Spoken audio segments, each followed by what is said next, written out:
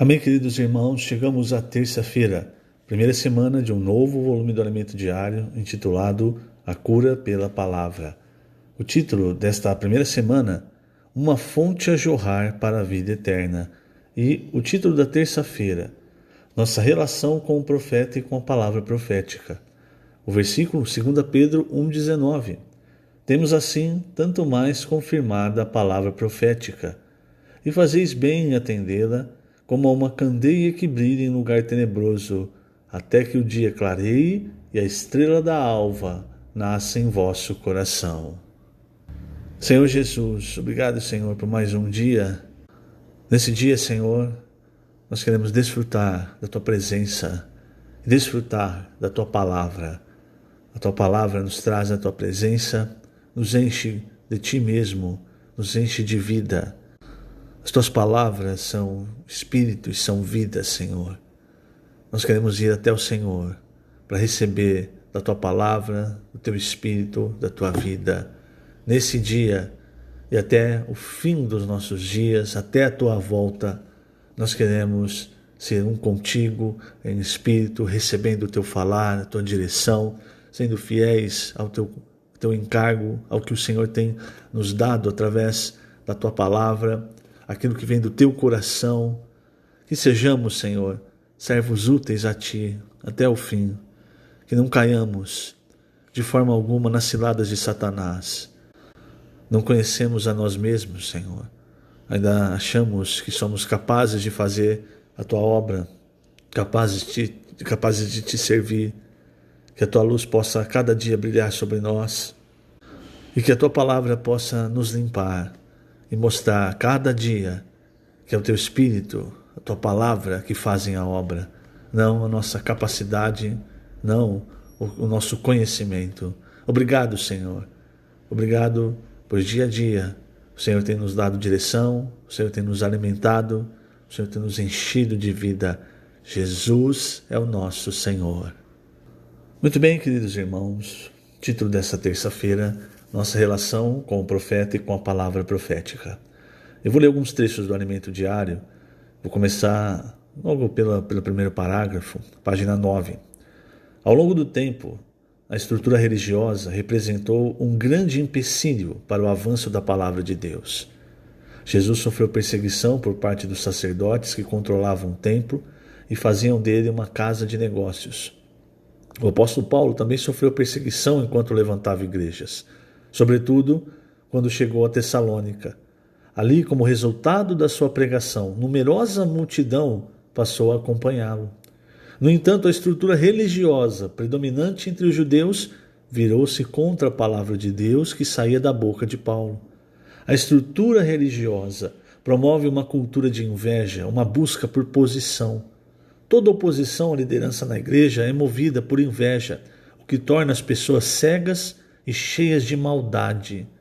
Aqueles homens que se achavam donos da casa de Deus fizeram de tudo, inclusive contrataram uma turba para prender e matar a Paulo, a fim de impedi-lo de continuar a pregar a palavra de Deus. Em Bereia aconteceu a mesma coisa. Eu vou ler esses versículos de Atos 17 e nós precisamos perceber isso, irmãos. Perceber o que há dentro de nós, mas perceber também o que há fora, ao redor, para nós não sermos enganados e desviados da palavra que o Senhor tem nos dado. Veja, tendo passado por Anfípolis e Apolônia, chegaram a Tessalônica, onde havia uma sinagoga de judeus. Estou lendo Atos 17, a partir do versículo 1. Paulo, segundo o seu costume, foi procurá-los, e por 3 sábados arrazoou com eles acerca das Escrituras, expondo e demonstrando ter sido necessário que o Cristo padecesse e ressurgisse dentre os mortos. E este dizia: Ele é o Cristo Jesus que eu vos anuncio. Alguns deles foram persuadidos e unidos a Paulo e Silas, bem como numerosa multidão de gregos piedosos e muitas distintas mulheres. Os judeus, porém, movidos de inveja, trazendo consigo alguns homens maus dentre a malandragem, ajuntando a turba, alvoroçaram a cidade e, assaltando a casa de Jason, procuravam trazê-los para o meio do povo. Então, veja aqui, você percebeu, querido irmão, querida irmã? Veja, esses judeus, aqui no versículo 5, trazendo consigo alguns homens maus dentre a malandragem. Quando Paulo, eu quero que você preste atenção nesse ponto, porque isso faz toda a diferença. Ninguém pode guiar alguém para o lugar em que ele não está. Você não entendeu? Tudo bem, vou explicar. Se uma pessoa está no caminho errado, ela não pode guiar alguém para o caminho certo. Se uma pessoa está no caminho da morte, ela só pode trazer as pessoas para o caminho da morte. Ela não pode levar as pessoas para o caminho da vida estando no caminho da morte, entende? Quando Paulo, em 2 Coríntios, foi acusado, 2 Coríntios 10, porque hoje, irmãos, nós vemos no Alimento Diário como o detentor, o emissário da palavra profética, ele sempre sofre. E muitas vezes é alvo de calúnias, mentiras, como por exemplo o apóstolo Paulo. O apóstolo Paulo, ele sofreu, nós estávamos lendo em Atos 17, ali ele estava pregando o evangelho, as pessoas estavam se convertendo, e os judeus, para parar isso, eles usaram o que nós chamamos de obra das trevas, ou milícia carnal. São recursos que Satanás usa na sua obra. Por isso eu disse, se você está na luz, você leva as pessoas para a luz. Quando você está nas trevas, você não consegue levar as pessoas para a luz, porque você usa obra das trevas. Então eu vou explicar isso, irmãos, aqui, veja, 2 Coríntios 10. 2 Coríntios 10, havia alguns dentre a igreja em Corinto que acusava sistematicamente o apóstolo Paulo. Veja, no versículo 2, ele diz assim: sim, eu vos rogo que não tenha de ser ousado quando presente, servindo-me daquela firmeza com que penso, devo tratar alguns que nos julgam como se andássemos em disposições de mundano proceder. É o julgar, não é? Então as pessoas pensam, não, eu tenho direito, a Bíblia me dá o direito de julgar. Nós precisamos tomar muito cuidado, porque sim, você pode julgar, mas nunca se esqueça, na medida em que você julgar, você vai ser julgado. Isso também está na Bíblia, nunca se esqueça disso. Então, o apóstolo Paulo fala, eles me julgam como se nós, os apóstolos, se referindo a ele, Tito, Timóteo, andássemos em disposição de mundano proceder. Aí, veja, ele responde assim, porque embora andando na carne, não militamos segundo a carne. Porque as armas da nossa milícia não são carnais, e sim poderosas em Deus, para destruir fortalezas, anulando nossos sofismas e toda altivez que se levante contra o conhecimento de Deus. O que aqueles judeus fizeram em Atos 17 era se levantar contra o conhecimento de Deus. Eles eram arrogantes, altivos, e eles estavam usando, aqui é o ponto, veja que eu quero chegar nessa primeira parte. Eles usavam milícia, armas da carne. Eles usaram homens maus dentre a malandragem. Por que eles usaram isso? Porque eles estavam na carne. Então, por isso eu disse, você não conduz alguém para onde você não está. Você só leva uma pessoa para o caminho onde você está. Então, se uma pessoa está falando com você e usando recursos da carne, usando mentira, difamações, como o que estava acontecendo aqui com o apóstolo Paulo em 2 Coríntios, dizendo, alguns julgando que eles andavam em disposição de mundano proceder. Não, isso é obra da carne, isso é a milícia da carne, é o que Satanás faz, é a maneira de Satanás fazer as coisas.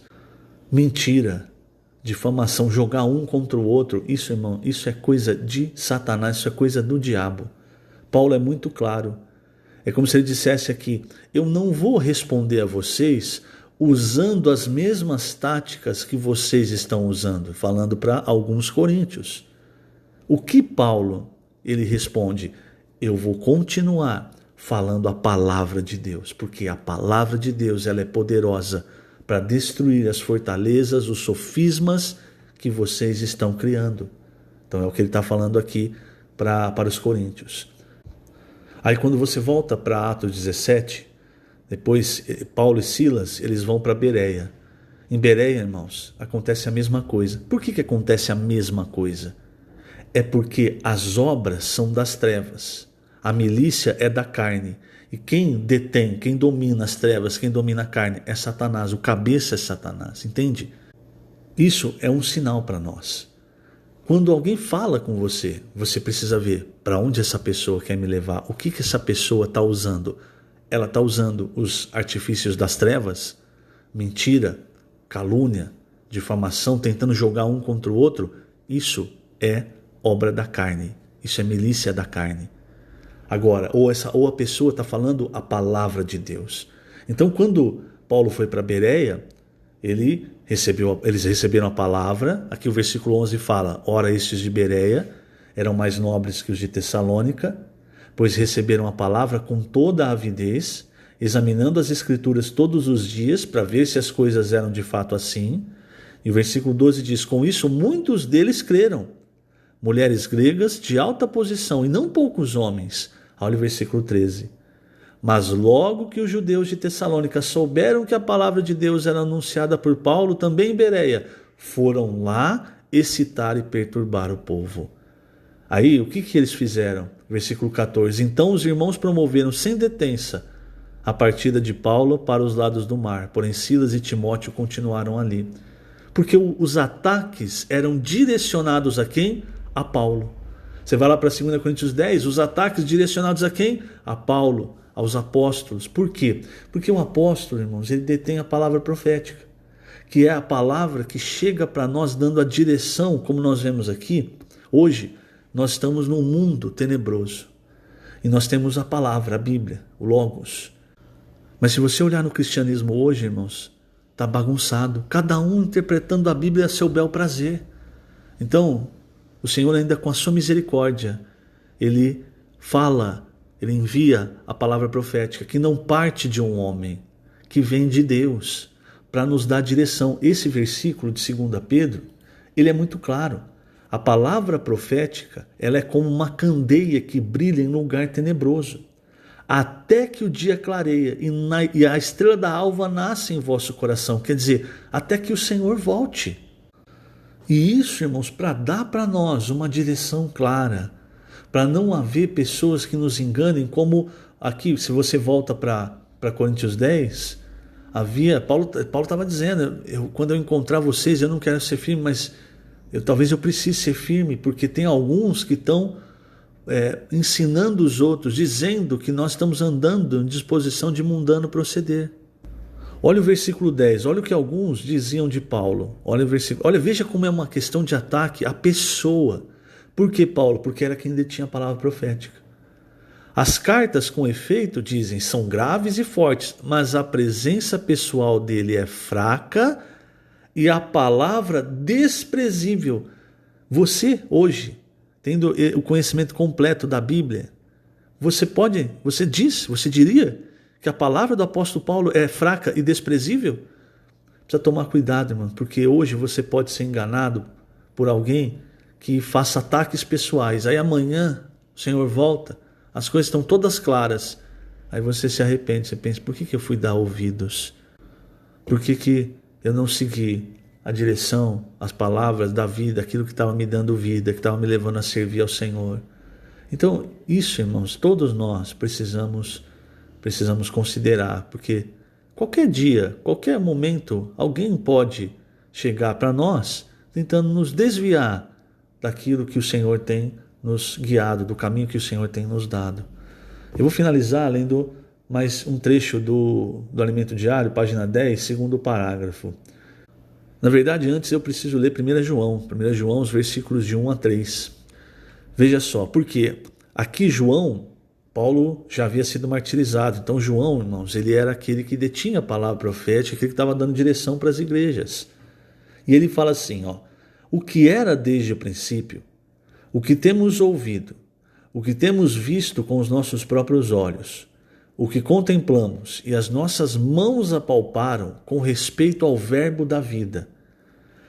o verbo da vida, o Senhor Jesus. E a vida se manifestou. E nós a temos visto e dela damos testemunho. E vula anunciamos a vida eterna, a qual estava com o Pai e nos foi manifestada. Veja esse princípio, irmãos. A vida eterna, a palavra, é o Senhor Jesus. Mas a palavra a vida eterna, ela só é levada a uma pessoa quando nós falamos. Então o que João, por exemplo, você vai pregar o evangelho, você vai falar a palavra, aquela palavra que você está falando é o próprio Senhor Jesus, que a pessoa quando crê, ela recebe, e aí ela recebe a vida eterna. Então João está falando assim, tudo que eu vi, tudo que até eu apalpei com relação ao Senhor Jesus, eu estou entregando, anunciando para vocês. Para quê? Olha o versículo 3. O que temos visto e ouvido, anunciamos também a vós outros, para que vós igualmente mantenhais comunhão conosco. Esse aqui é o princípio. O princípio não é o cada um por si. O princípio, irmãos, nós temos a comunhão dos apóstolos. Para quê? Para que nós recebamos essa palavra que o Senhor está dando para eles. E é claro que o Senhor fala conosco também, individualmente na nossa vida, a respeito das nossas coisas, quando nós vamos até a Bíblia, quando nós desfrutamos. Mas perceba que durante toda a Bíblia, até o final, olha, nós estamos falando de Apocalipse. Apocalipse, o Senhor está usando o mesmo princípio. Ele levanta uma pessoa para dar uma direção geral ao seu povo. Então, se Deus quisesse colocar o Apocalipse, vamos supor, tem 5.000 cristãos, aí Deus quer revelar o Apocalipse para cada cristão. Você acha que ele não poderia fazer, irmão? Poderia fazer. Mas o caminho que Deus escolheu é levantar os apóstolos, no caso aqui João, ele dá a visão para João transmitir aos servos, a nós, e nós vamos transmitindo essa palavra aos outros. Essa comunhão é a comunhão com o Pai e com o seu Filho Jesus Cristo. O apóstolo, o João, Paulo eram só canais.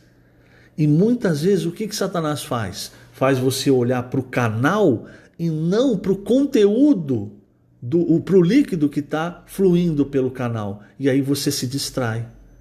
Veja, finalizando aqui, página 10, eu vou ler o penúltimo e o último parágrafo. Observemos que a palavra profética não tinha origem em João. Ela provinha daquilo que ele vira, ouvira e anunciara. O profeta é somente um mensageiro que precisa ser fiel em transmitir a própria palavra da vida. Essa palavra traz a comunhão e promove a circulação de vida entre os membros do corpo de Cristo. A comunhão se dá primeiramente com o apóstolo porque ele é o mensageiro dessa palavra. Quando é anunciada, a palavra circula entre os membros do corpo de Cristo e faz com que eles mantenham comunhão com o apóstolo. O apóstolo não é a fonte, não é a origem, ele é apenas um canal. Por isso não se deve colocar o apóstolo, o profeta, no patamar de Deus. O canal usado por Deus jamais deve ser exaltado, porque a fonte de tudo é Deus Pai. O apóstolo é apenas um canal, um ponto de conexão da igreja com Deus. Sim, devemos honrar nossos guias, segundo Hebreus 13:17. Honrar o canal usado por Deus, mas não podemos exaltá-lo acima do que realmente é. Ele continua sendo apenas um homem, um membro do corpo de Cristo. Sejamos equilibrados. Equilíbrio quer dizer não aquém, não além. Pega o exemplo de Paulo. Você não vai exaltar Paulo como um Deus, porque ele não é, mas também você não pode difamar, você não pode dizer de Paulo, igual alguns coríntios estavam fazendo, a palavra dele é desprezível, ele anda em disposição de mundano proceder. Então, irmãos, a questão é o equilíbrio. Ninguém gosta de ser perseguido e difamado, irmãos. Se essa obra fosse da carne, fosse do homem, o irmão já teria deixado ela há muito tempo. Mas se resiste, porque essa obra é de Deus, porque o encargo é de Deus, porque o chamamento é de Deus. Que o Senhor te abençoe grandemente nesse dia. Lembrando, nós estamos colocando essas gravações na página no canal do YouTube da Igreja em Ribeirão Preto. Jesus é o Senhor.